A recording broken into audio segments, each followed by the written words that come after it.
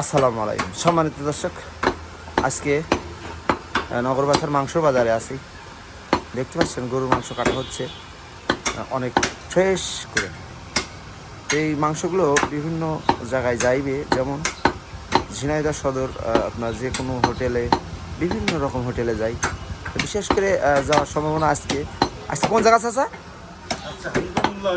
আজকে হামদো মোল্লার হোটেলে যাবে। এটা হলো ঝিনাইদহ সদর উপজেলা, আপনার সদরেই তো মোল্লার হোটেল। ঝিনাইদহ মোল্লার হোটেল আপনার যে এটাই যে বর্ষা তেল পাম্পের পাশে। হ্যাঁ, দেখি আরিফ তেল পাম্পের পাশে, ঝিনাইদহ আরিফ তেল পাম্পের পাশে মোল্লার হোটেল। ও আচ্ছা আচ্ছা, তো আমি অত তো জানি না, ভুল হতেই পারে। তো আরিফ তেল পাম্পের উত্তর পাশে যে হোটেলটি আছে মোল্লার হোটেল, ওই হোটেলে এই ভাজি মাংসগুলো যায়। অনেক সুন্দর মাংস, আপনারা অবশ্যই ওই হোটেলে যে মাংসগুলো খাবেন অনেক সুন্দর। আমরা এই যে মাংসগুলো দিয়ে থাকি ফ্রেশ মাংস, তো দেখতে পাচ্ছেন কত ফ্রেশ, আমি আপনাদের দেখানোর চেষ্টা করছি।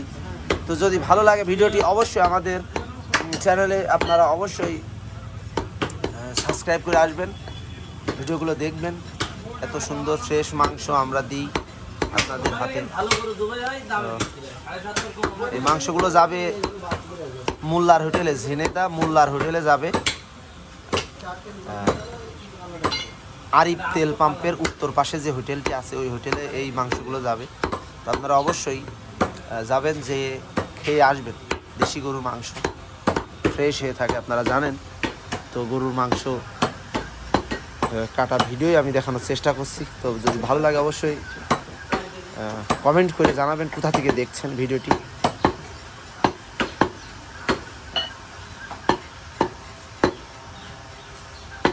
তো এই বাজারটি ঝিনাইদহ সদর উপজেলা নগরবাথান মাংস বাজার।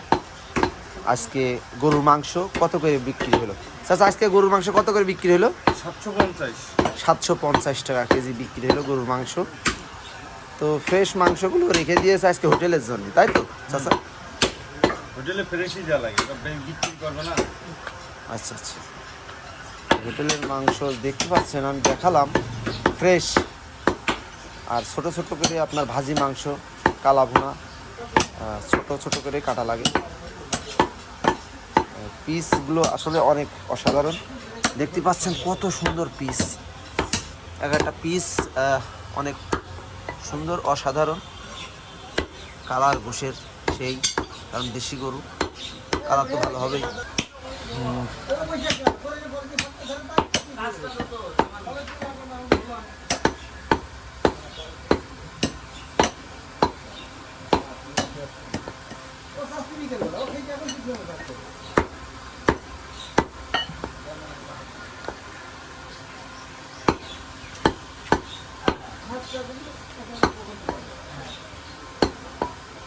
তো গরুর মাংস কাটা যদি ভালো লাগে অবশ্যই আমার এই চ্যানেলটি সাবস্ক্রাইব করে রাখবেন সবাই।